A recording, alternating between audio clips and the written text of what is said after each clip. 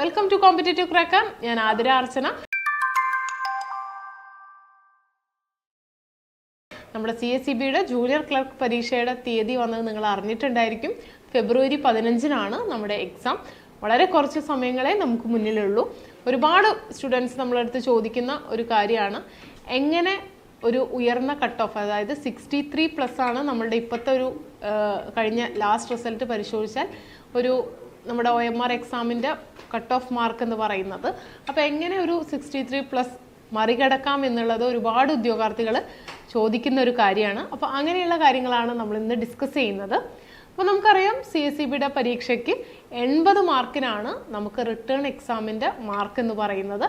80 മാർക്കിന് 160 ചോദ്യങ്ങളാണ് നമുക്കുള്ളത്. ഈ 160 ചോദ്യങ്ങൾ 100 ചോദ്യങ്ങൾ നമ്മളുടെ സബ്ജക്റ്റിനെ ബേസ് ചെയ്തിട്ടാണ്. ആ സബ്ജക്റ്റിൽ മെയിനായിട്ട് എന്താണ്, അക്കൗണ്ടിങ് ഉണ്ടായിരിക്കും, അതുപോലെ തന്നെ സഹകരണ നിയമങ്ങളും ചട്ടങ്ങളും ഉണ്ടായിരിക്കും, ബാങ്കിങ് ഉണ്ടായിരിക്കും, പിന്നെ അതുപോലെ തന്നെ ജനറൽ കോർപ്പറേഷൻ. ഇതാണ് 100 മാർക്ക് ചോദ്യങ്ങളായിട്ട് 50 മാർക്കിന് ഉള്ള ഏരിയ എന്ന് പറയുന്നത് ഈ പറഞ്ഞ വിഷയങ്ങളിൽ നിന്നാണ്. പിന്നീടുള്ളത് ജനറൽ ഇംഗ്ലീഷ് ആണ്. ഇംഗ്ലീഷ് 20 ചോദ്യങ്ങളാണ് 10 മാർക്കിൻ്റെ. അതുപോലെ തന്നെ നമുക്കെന്താണ് GK ആൻഡ് കറണ്ട് അഫയേഴ്സ് ഉണ്ട്, 20 ചോദ്യങ്ങളാണുള്ളത്, 10 മാർക്കാണ് അതിൽ നിന്ന് വരിക. അതുപോലെ തന്നെ മാത്സ് ആൻഡ് റീസണിങ് ഉണ്ട്, അതും 20 ചോദ്യങ്ങൾ 10 മാർക്ക്. അപ്പോൾ ഇങ്ങനെയാണ് നമ്മളുടെ മാർക്ക് ഡിസ്ട്രിബ്യൂഷൻ എന്നുള്ളത്. പിന്നീട് നിങ്ങൾക്കറിയാം CSEB നമുക്ക് എന്താണ് പ്രോപ്പറായിട്ട് ഒരു സിലബസ് ഒന്നും നമുക്ക് തന്നിട്ടില്ല. നമുക്ക് സബ്ജക്റ്റുകൾ മാത്രമേ പറഞ്ഞിട്ടുള്ളൂ, സബ്ജക്റ്റും അതിൻ്റെ മാർക്ക് ഡിസ്ട്രിബ്യൂഷനും മാത്രമേ പറഞ്ഞിട്ടുള്ളൂ. അപ്പോൾ നമുക്കെന്താണ് ഏതൊക്കെ ഏരിയാസ് എന്നാണ് CSEB പരീക്ഷയ്ക്ക് സാധാരണയായിട്ട് ചോദ്യങ്ങൾ വരാറുള്ളത്, ആ ഏരിയ നമ്മൾ എന്താണ് ആദ്യം ഐഡൻറ്റിഫൈ ചെയ്യണം. അത് സബ്ജക്റ്റ് ആയിക്കോട്ടെ, ഇംഗ്ലീഷ് GK മാത്സ് ആയിക്കോട്ടെ, ഈ ഏരിയാസിനെ കുറിച്ച് നമുക്ക് തറോ നോളേജ് നമുക്ക് ഉണ്ടായിരിക്കണം. പിന്നീട് നമുക്ക് എന്താണ് സബ്ജക്റ്റ് നമ്മൾ പറഞ്ഞു 100 ചോദ്യങ്ങളാണുള്ളത്, അപ്പോൾ 50 മാർക്കാണുള്ളത്. നമുക്ക് 50 മാർക്ക് ഫുൾ മാർക്ക് 50 കിട്ടിയാലും സബ്ജക്റ്റിന് കിട്ടിയാലും നമുക്ക് എന്താണ് ഒരു CSEBയുടെ ജൂനിയർ ക്ലർക്ക് കാഷ്യർ പരീക്ഷ നമുക്ക് ക്രാക്ക് ചെയ്യാൻ പറ്റില്ല. കാരണം ഞാൻ നേരത്തെ പറഞ്ഞ പോലെ തന്നെ നമുക്കൊരു പോസ്റ്റ് കോവിഡിന് ശേഷം നമ്മളുടെ റിസൾട്ടുകൾ പരിശോധിച്ചാൽ, അതായത് ഓരോ സംഘങ്ങളുടെയും റിസൾട്ട് ഇൻഡിവിജ്വലി നമുക്ക് പരിശോധിച്ചാൽ മനസ്സിലാവുന്നത് ആദ്യമൊക്കെ ഒരു 61, 62 ആയിരുന്നു. പക്ഷെ ലാസ്റ്റ് എക്സാമിൻ്റെയൊക്കെ 63, 64 ഒക്കെ നമുക്ക് എന്താണ് കട്ട് ഓഫ് വന്നിട്ടുണ്ട്. അപ്പോൾ ആ ഒരു ഇതിലേക്ക്, ആ ഒരു റേഞ്ചിലേക്ക് നമുക്ക് എത്തണം എന്നുണ്ടെങ്കിൽ സബ്ജക്റ്റിൻ്റെ ഒപ്പം തന്നെ ഈ 30 മാർക്കിൻ്റെ ഇംഗ്ലീഷ് GK മാത്സ് അതിൽ നമുക്ക് എന്താണ് ഒരു 24 മാർക്കെങ്കിലും നമുക്ക് എന്താണ് നേടിയാൽ മാത്രമേ ഈ ഒരു റേഞ്ചിലേക്ക് നമുക്ക് എത്താൻ പറ്റുള്ളൂ. അപ്പോൾ നമുക്ക് എന്താണ് 50-ൽ നമുക്ക് ഉറപ്പില്ല, അതായത് 50 മാർക്കിൽ നമുക്കൊരു 40 മാർക്ക് കിട്ടുമെന്ന് കരുതാം. അതായത് 100 ചോദ്യങ്ങൾ ഫുള്ളും നമുക്ക് ശരിയായിക്കൊള്ളണമെന്നില്ല.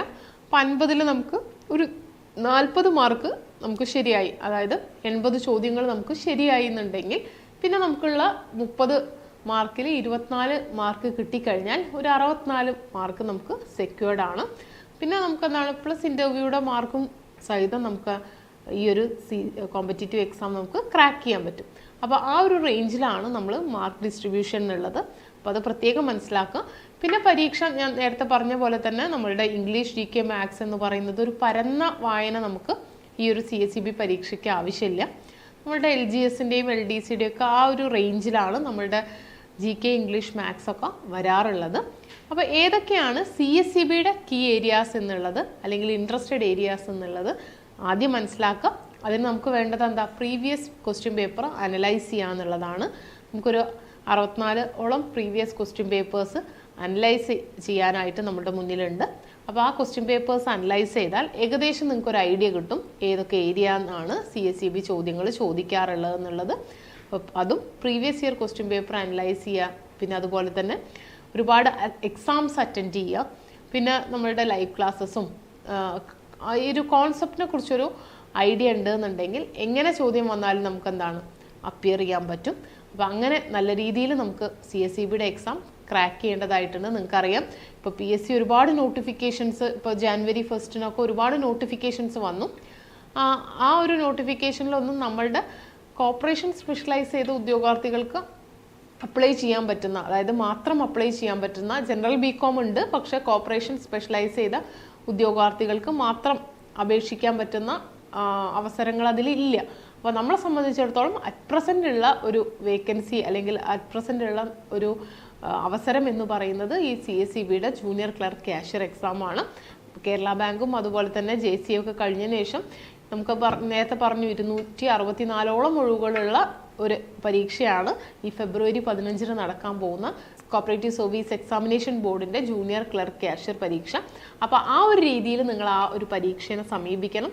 വളരെ സിസ്റ്റമാറ്റിക് ആയിട്ട് നമുക്ക് എന്താണ് പഠനം മുന്നോട്ട് കൊണ്ടുപോകണം. ഒരുപാട് പഠിക്കുക എന്നുള്ളതല്ല, സ്മാർട്ടായിട്ട് ഉള്ള കാര്യങ്ങൾ പഠിക്കുക എന്നുള്ളതാണ് പ്രധാനമായിട്ടുള്ള കാര്യം. അപ്പോൾ ആ രീതിയിൽ നിങ്ങൾക്ക് അസിസ്റ്റ് ചെയ്യാനും നിങ്ങളുടെ ഈ ഒരു പരീക്ഷ നല്ല ഒരു ഉന്നത വിജയം നേടാനും ഒക്കെ നിങ്ങൾ അസിസ്റ്റ് ചെയ്യാൻ ടീം കോമ്പറ്റീറ്റീവ് ക്രാക്കറിലെ പുതിയ ബാച്ച് നമ്മൾ സ്റ്റാർട്ട് ചെയ്തിട്ടുണ്ട്. മെൻറ്റർഷിപ്പ് പ്രോഗ്രാംസും അതുപോലെ തന്നെ PYQ ഡിസ്കഷൻസും ലൈവ് സെഷൻസും ഒക്കെ ഉൾപ്പെടുത്തിയിട്ടുള്ള നമ്മളുടെ ബാച്ചിൽ ജോയിൻ ചെയ്യാൻ താല്പര്യമുള്ള ഒരു ബോട്ട് നമ്പറിൽ കോൺടാക്ട് ചെയ്യാം. ഇത്തവണത്തെ CSEBയുടെ എക്സാം നമുക്ക് CCയോടൊപ്പം ക്രാക്ക് ചെയ്യാം. താങ്ക്